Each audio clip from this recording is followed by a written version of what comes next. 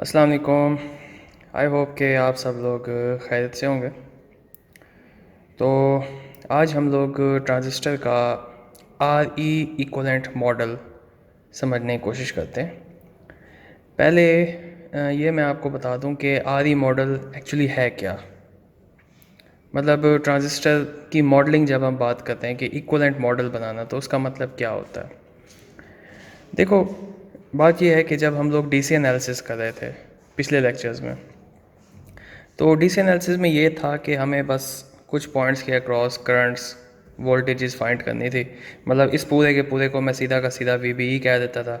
मेरा काम चल रहा था, मतलब मुझे यहाँ से करंट ही चाहिए था ना, तो मुझे इसके अंदर घुसने की ज़रूरत नहीं थी कि इसके अंदर क्या हो रहा है। इससे मेरा डीसी एनालिसिस की हद तक गर्ज नहीं था। लेकिन जब मैं एसी एनालिसिस करूँगा या मैं एम्पलीफायर डिज़ाइन करने की कोशिश करूँगा, तो फिर मेरा कंसर्न है, मुझे पता होना चाहिए कि इसके अंदर क्या हो रहा है और इसका इक्वलेंट मॉडल किस तरह का बन सकता है। बाय द वे, मैंने अभी एम्पलीफायर का लफ्ज़ इस्तेमाल किया। आपके क्लास वालों ने एक दफ़ा मुझसे पूछा अभी रिसेंटली क्वेश्चन पे, मैं बताना भूल गया, आई एम सॉरी, कि एम्पलीफिकेशन क्या है, एम्पलीफायर का क्या मतलब है। देखो, फॉर एग्ज़ाम्पल ये आपके पास कोई इनपुट सिग्नल है इस तरह से, कोई भी लेट से कोई साइनसॉइडल सिग्नल है, तो एम्पलीफायर क्या करता है, एम्पलीफायर इसका एम्पलीट्यूड बढ़ा देता है। तो ये इस तरह से सिग्नल बन जाएगा। ये बेसिकली एम्पलीफाइड सिग्नल है। एम्पलीट्यूड को बढ़ाना एम्पलीफिकेशन है। लाउड स्पीकर के अंदर ये ही प्रोसेस यूज़ होता है। तो ये ग्राफ वोल्टेज का भी हो सकता है, करंट का भी हो सकता है, डिपेंड्स किसी भी चीज़ का। एम्पलीट्यूड को बढ़ाना एम्पलीफिकेशन है, चाहे वो वोल्टेज का एम्पलीट्यूड है, करंट का एम्पलीट्यूड है, whatsoever. Anyways, coming back to the topic. अब ये मैंने क्या किया है, ये आपके पास कॉमन एमिटर कॉन्फ़िगरेशन के अंदर एक ट्रांजिस्टर अटैच्ड है। ये बेस है, ये कलेक्टर है, ये एमीटर है। कॉमन एमीटर इसको इस वजह से कह रहे हैं कि जो एमीटर है ना, ये कलेक्टर के साथ भी और बेस के साथ भी, दोनों के साथ कॉमन है, क्योंकि ये डायरेक्टली ग्राउंडेड है। इसी वजह से इसको कॉमन एमीटर कॉन्फ़िगरेशन हम कह रहे हैं। तो अब हम क्या करते हैं, सबसे पहले ना हम यहाँ पे ना ज़रा ये ट्रांजिस्टर रख के देखते हैं। एक मिनट, पहले मैं चेक कर लूँ रिकॉर्ड हो रहा है नहीं हो रहा। ओह शिट, हो रहा है, सही है, ओके हो गया। अच्छा, पहले ना यहाँ पर एक NPN ट्रांजिस्टर रख के देखते हैं। अब ये जो ट्रांजिस्टर की इट्स सेल्फ कॉन्फ़िगरेशन होती है ना अंदर से, वो इस तरह की होती है कि दो डायोड्स आपस में बैक टू बैक कनेक्टेड हैं, राइट। दो diodes back to back connected हैं।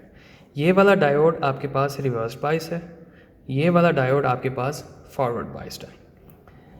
आप ऐसा करो, ये बात जो मैंने बताई है ना, इसके बाद जो वो स्टार्ट में ट्रांजिस्टर का बेसिक स्ट्रक्चर मैंने आपको बताया था ना, एक दफ़ा वो दोबारा से पढ़ने की कोशिश करो, दोबारा से सुनो, फिर आपको समझ में आएगी ये जो बैक टू बैक डायोड्स हैं इसका क्या मतलब होता है।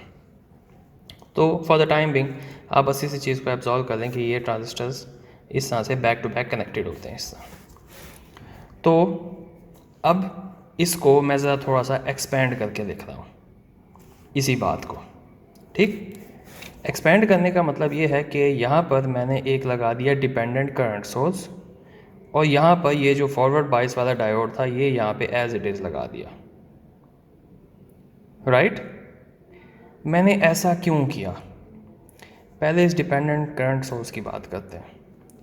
ये जो डिपेंडेंट करंट सोर्स है ना, ये जो IC इसके ऊपर से गुजर रहा है, IC कलेक्टर करंट, IC आपको पता है is equal to beta into IB होता है, right. IC is equal to beta into IB। अब मैं ये कह सकता हूँ कि ये जो IC है ये बीटा के ऊपर, IB के ऊपर डिपेंडेंट है, बीटा टाइम्स, ठीक। IC IB के ऊपर डिपेंडेंट है, देयरफॉर ये एक डिपेंडेंट करंट सोर्स है, ओके।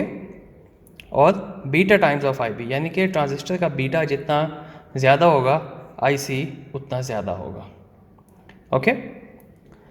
हर ट्रांजिस्टर का बीटा डिफरेंट है। जब आप ट्रांजिस्टर की डाटा शीट खोलेंगे तो उसके ऊपर आपको पता चल जाएगा, हर ट्रांजिस्टर का बीटा डिफरेंट होता है। और कोशिश करें लैब के अंदर ये जो आप ट्रांजिस्टर यूज़ करें ना प्रोटीएस के अंदर, हमारी तो अनफॉर्चुनेटली प्रोटीएस में लैब्स हो रही हैं, उम्मीद है जल्दी यूनिवर्सिटी खुलेगी, वैसे केसेस दोबारा आना शुरू हो गए हैं, so I can say for sure, अल्लाह करे खुले दोबारा और फिर आप यहाँ हार्डवेयर के ऊपर भी काम करें। बल्कि यार लैब में ही खड़ा हूँ मैं, एक दफ़ा आपको दिखा ही देता हूँ ट्रांजिस्टर।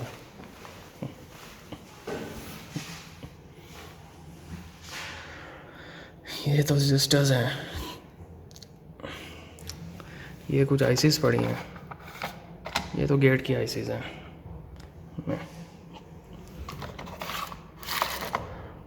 मैं आपको बस दिखाना चाहता हूँ कि ट्रांजिस्टर होता किस तरह का है। एक सेकेंड,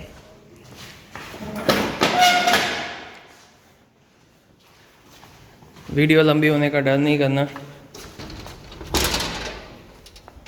ये आ गया जी,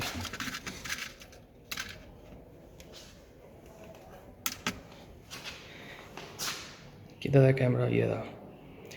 इस तरह से आपके पास ट्रांजिस्टर होता है।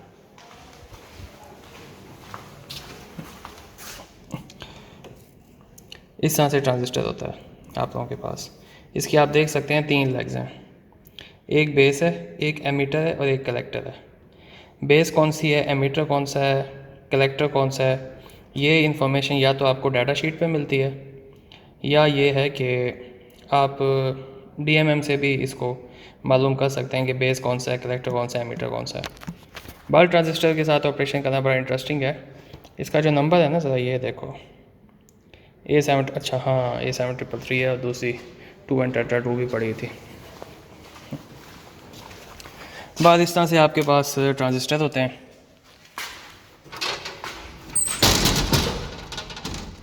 आप लोग जब आएंगे इंशाल्लाह ब्रेड बोर्ड पे आपको ट्रांजिस्टर्स के कुछ ऑपरेशन भी करवाएंगे। यही जो डीसी एनालिसिस में आप वैल्यूज़ निकालते हैं ना, इंशाल्लाह ये फिर आप लोग प्रैक्टिकली भी इसको करेंगे। तो हाँ, तो क्या बात कर रहा था, अच्छा एनीवेज़, ये डिपेंडेंट सोर्स करंट का वैसे आ गया। यहाँ पे आपके पास ना एक डायोड आ गया, क्योंकि इधर पीएन जंक्शन होता है ना, तो इसको मैं वैसे डायोड ही एज्यूम कर रहा हूँ, उसी हिसाब से ही कंसिडरिंग दैट फैक्ट। तो पहले यहाँ से शुरू हुए थे, फिर ये हुआ, अब यहाँ तक सिचुएशन पहुँच चुकी है, यहाँ तक मैं आ चुका हूँ। अब आगे क्या, ये चीज़ मेरे ख्याल से आपको क्लियर हो गई होगी। अब ज़रा इस डायोड की तरफ चलते हैं कि इस डायोड से मैं क्या रिप्लेस कर सकता हूँ। तो अगर आपको याद हो, इसकी जो आउटपुट कैरेक्टरिस्टिक्स थी ट्रांजिस्टर की आईसी और वीसीई के दरमियान में, तो ये जो आउटपुट कैरेक्टरिस्टिक ग्राफ बनता था ये कुछ इस तरह से बनता था, ठीक। अब मैं किसी एक ग्राफ के ऊपर मैं ज़रा पेन रखूँ यहाँ पे, ये थोड़ा सा गलत बन गया, ये इस तरह से होता है। तो यहाँ पे आप लोग देखें, इस ग्राफ की जो स्लोप है ना, स्लोप बन रही है 0। ओके, स्लोप क्या बन रही है, 0 बन रही है। 0 स्लोप का मतलब ये है कि यहाँ पे आपके पास जो रेजिस्टेंस है ना वो इनफाइनाइट है। वो क्यों, जो रेजिस्टेंस होती है करंट और वोल्टेज के ग्राफ के दरमियान में, वो होती है 1/स्लोप। ओके, स्लोप के बारे में मैंने आपको कैलकुलस मैंने ही पढ़ाई थी, अगर आपको याद हो। अगर यूँ है ग्राफ, इसका मतलब है कि इसकी जो स्लोप है वो इनफाइनाइट है। अगर यूँ है तो यहाँ पे स्लोप आपके पास 0 है। अगर 45 के एंगल पे होता है तो स्लोप आपके पास 1 होती है।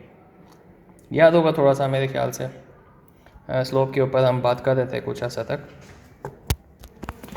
ऐसा ये भी चेक करो ना, आपको पता नहीं आवाज़ भी आ रही है नहीं आ रही, क्योंकि मैंने हाथ इसका पूरा माइक के ऊपर रखा हुआ। तो एनीवेज़, ये है इसकी आउटपुट कैरेक्टरिस्टिक्स, ठीक। अब यहाँ पे मैं एज्यूम कर सकता हूँ कि ट्रांजिस्टर जब कॉमन एमीटर में कनेक्टेड हो, ये इसकी आउटपुट कैरेक्टरिस्टिक्स है। तो ये इसकी जो आउटपुट रेजिस्टेंस है ना, इस ग्राफ को मद्देनज़र रखते हुए यहाँ पे, तो इसकी जो आउटपुट रेजिस्टेंस है वो इनफाइनाइट है, क्योंकि स्लोप जब 0 होगी तो 1/0 इज इक्वल टू इनफाइनाइट, ठीक। अप्रॉक्सीमेटली ये इनफाइनाइट है। तो जब भी मैं इस जगह को कंसीडर करूँगा इक्विवेलेंट मॉडल के अंदर इसकी आउटपुट रेजिस्टेंस को कॉमन एमीटर में, तो इसकी आउटपुट रेजिस्टेंस मैं कंसीडर करूँगा एज इनफाइनाइट या फिर open circuit, right. Output resistance इसकी क्या है, या इम्पीडेंस जिसको आप कहते हैं, वो होगी इनफाइनाइट, या फिर इसको मैं सीधा सीधा ओपन सर्किट यहाँ पे लगा दूँगा इस तरह से कि भाई ये ओपन सर्किट ही है इधर, आउटपुट रेजिस्टेंस इसकी जो है। ओके हो गया। अच्छा जी, इनपुट है यहाँ पे, आउटपुट है इधर। आउटपुट तो मैंने सीधा सीधा कह दिया कि भाई ये जो है ना ओपन सर्किट के तौर पर ही यूज़ करेगी, क्योंकि इसकी जो आउटपुट रेजिस्टेंस है वो तकरीबन इन्फिनिटी को जा रही है। उसकी रीज़न क्या है, इसका जो स्लोप है वो इस तरह से बन रहा है। अगर V = IR के दरमियान भी आप ग्राफ बनाएंगे ना और रेजिस्टेंस को आप इनफाइनाइट रख देंगे तो आपका ग्राफ बिल्कुल यूँ बनेगा, राइट। तो इसी वजह से R आउट जो होता है ना वो 1/, स्लोप होता है। आप कैलकुलेट करके देख लें, आपके पास एग्जैक्टली ऐसे ही आएगा। अच्छा जी, आउटपुट तो ये क्लियर हो गया। अब ज़रा इनपुट की तरफ आओ। यहाँ पे आपका जो इनपुट है, अच्छा अब ये जो डायोड होता है आपके पास, जो सिंपल सा जो आर्म डायोड जिसको आप लोग यूज़ करते आ रहे हैं, इसका जो ग्राफ बनता है ना वो कुछ इस तरह का होता है। मतलब 0.7 वोल्ट जब आ जाता है डायोड के अक्रॉस वोल्ट, उसके बाद ये कंडक्ट करना शुरू कर देता है करंट, और ये करंट एकदम से बढ़ना शुरू हो जाता है। मेरे ख्याल से ये बात आपको समझ में आ चुकी होगी, आपको पता होगा। अब ज़रा याद करो, जब हमने इनपुट कैरेक्टरिस्टिक्स कर्व बनाई थी ट्रांजिस्टर की, तो वो भी कुछ इस तरह से ही थी। हमने 2-3 ग्राफ बनाए थे। उसकी रीज़न ये थी कि for different values of VCE हमारे ग्राफ चेंज होता रहता था। आप लोगों को याद होगा आई होप। तो वो भी ऐसा ही था। तो मैं यहाँ पे लिख सकता हूँ ना कि भाई ये जो है मेरे पास ये इनपुट रेजिस्टेंस है और उसका ग्राफ कुछ इस तरह का ही है। जो इनपुट ग्राफ है आपके पास, या ये साइड चेंज कर रहा है कैमरा, आई होप इस साइड पे ही होगा। हाँ थोड़ी सी प्रॉब्लम हो रही है। अच्छा एनीवेज, जो इनपुट के ऊपर आपके पास यहाँ पे अगर कोई रेजिस्टेंस हो तो उसके ऊपर जो V और I का कर्व बनता है ना वो सिमिलर है डायोड के कर्व के साथ, राइट। तो मैं लिख सकता हूँ कि RD जो यहाँ पे है इसको मैं इधर रिप्लेस कर सकता हूँ RD को, और वो होगा डेल्टा VB/डेल्टा IB। इधर डेल्टा क्यों लिखा हुआ है, AC के अंदर आपके पास हमेशा डायनामिक रेजिस्टेंस होती है, ठीक। DC में आपके पास फिक्स रेजिस्टेंस होती है, लेकिन AC में आपके पास डायनामिक रेजिस्टेंस होती है। जो आप वोल्टेज फाइंड करना चाह रहे होते हैं ना वो दोनों पीक्स के दरमियान में डिफरेंस होता है। इसी तरह करंट भी दोनों पीक्स के दरमियान डिफरेंस होता है, क्योंकि AC मुसलसल चेंज हो रहा होता है, देयरफॉर आपको नेट वोल्टेज और नेट करंट चाहिए होता है। देयरफॉर AC के अंदर जो रेजिस्टेंस होती है वो डायनामिक होती है। तो इसको मैं रिप्लेस कर रहा हूँ RE के साथ। RE यहाँ पे एक और रेजिस्टेंस आ गई है, इसको E इस वजह से इसको चेंज किया है क्योंकि ये एमीटर के अक्रॉस ये रेजिस्टेंस होगी, मतलब ये एमीटर के थ्रू एमीटर करंट इसमें से गुजरा है। देयरफॉर मैंने इस पूरे के पूरे डायोड को इस रेजिस्टर के साथ रिप्लेस कर दिया। उसकी वजह ये है कि इस डायोड की और इस रेजिस्टर की कैरेक्टरिस्टिक सेम है। आई बात समझ में। इसी तरह मैंने यहाँ पे ऊपर भी एक डिपेंडेंट करंट सोर्स लगा दिया। उसकी रीज़न ये है कि ट्रांजिस्टर की इस डिपेंडेंट सोर्स लगाने से कैरेक्टरिस्टिक्स सेम ही रहती हैं। कैलकुलेशन आसान करने के लिए मैंने ये दो काम किए, ओके। एक डिपेंडेंट सोर्स लगाया और एक यहाँ पे RE लगाया। अब अगला सवाल ये उठता है कि ये जो RE यहाँ पे लगाया हुआ है इसकी वैल्यू क्या है।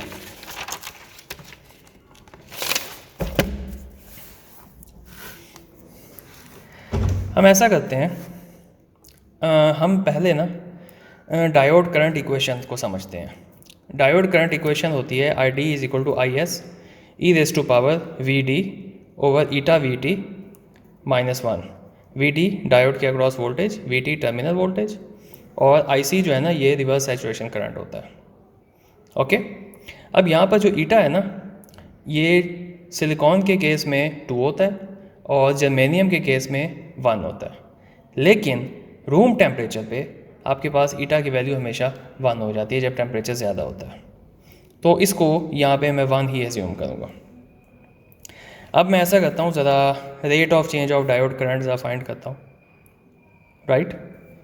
तो rate of change of diode current यहाँ पे यानी कि डेरिवेटिव, और इसी तरह इधर भी डेरिवेटिव। जब इधर डी लगाऊंगा, D with respect to volt, अरे यार, with respect to V D यहाँ पे डेरिवेटिव लिया, इसी तरह with respect to V D यहाँ पे डेरिवेटिव लिया।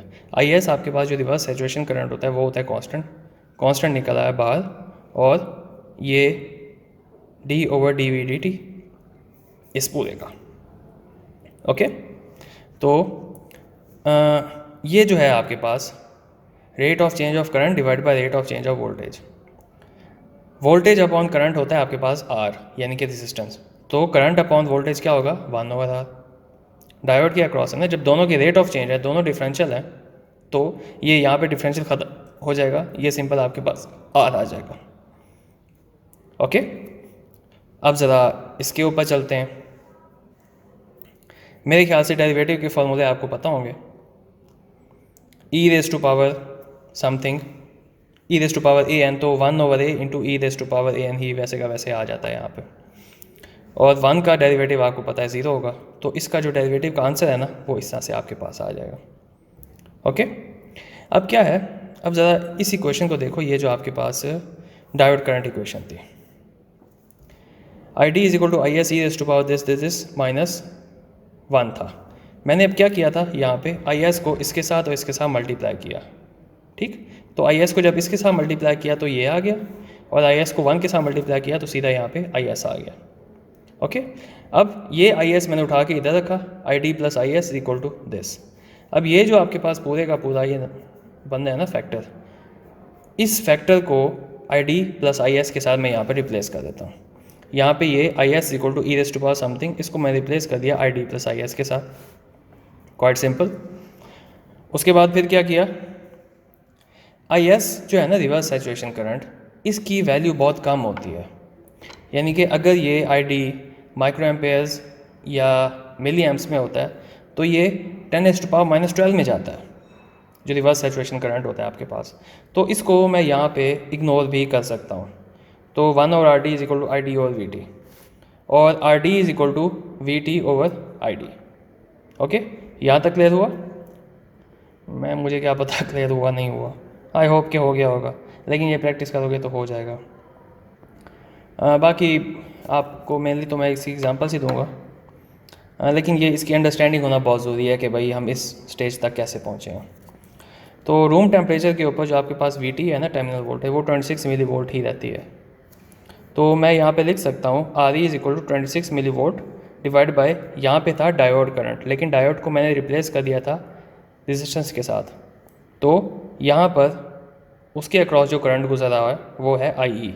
डायोड में से गुजरा था आई डी, लेकिन जो आपने रेजिस्टेंस यहाँ पे रिप्लेस किया उसमें से करंट गुजर रहा है आई ई, देयरफॉर इधर मैं आई ई लिख लूँगा। अब ये चीज़ आपने ज़हन में रखनी है कि अगर आपने आर ई कैलकुलेट करना है तो फिर आई ई जो है ना ये आपको डी सी एनालिसिस से ही कैलकुलेट करना पड़ेगा, ओके। आई होप कि यहाँ तक आपको क्लियर हो गया होगा। तो सिंपली आपने क्या करना है, जब आपके पास कॉमन एमीटर कॉन्फ़िगरेशन हो तो आपने इसको पूरे के पूरे ट्रांजिस्टर को रिप्लेस कर देना है इसके साथ, ठीक। डिपेंडेंट सोर्स ऑफ करंट जो होगा वो आपके पास होगा I C is equal to beta times I B, और ये जो आर ई है ये होगा 26 milli volt divide by I E. मेरे ख्याल से ये बात आपको समहाउ क्लियर हो चुकी होगी। अब ज़रा ब्रीफली ये देख लो कि अगर आपके पास कॉमन बेस कॉन्फ़िगरेशन हो फिर क्या होगा। कॉमन बेस कॉन्फ़िगरेशन में बेस आपके पास कॉमन होता है एमीटर और कलेक्टर के दरमियान। उसका तरीका क्या है, वो होता है बेस आपके पास ग्राउंडेड। जब ग्राउंडेड होगा तो फिर कॉमन होगा ना एमीटर और कलेक्टर के दरमियान में। तो इसको दोबारा से कॉमन बेस के केस में भी एग्जैक्टली वैसे का वैसे ही होगा, एक डायोड और एक डिपेंडेंट करंट सोर्स से मैं इसको रिप्लेस कर देता हूँ। अब आई सी जो है ना वो अगर मैं आई ई के हिसाब से लिखूँगा तो अल्फ़ा आई लिखूँगा इसको मैं, ओके। कि ये आई के ऊपर डिपेंडेंट है IC और कितना अल्फ़ा टाइम्स। यहाँ पे एक चीज़ बड़ी इंपॉर्टेंट है, अल्फ़ा आई ये आपके पास होता है इधर,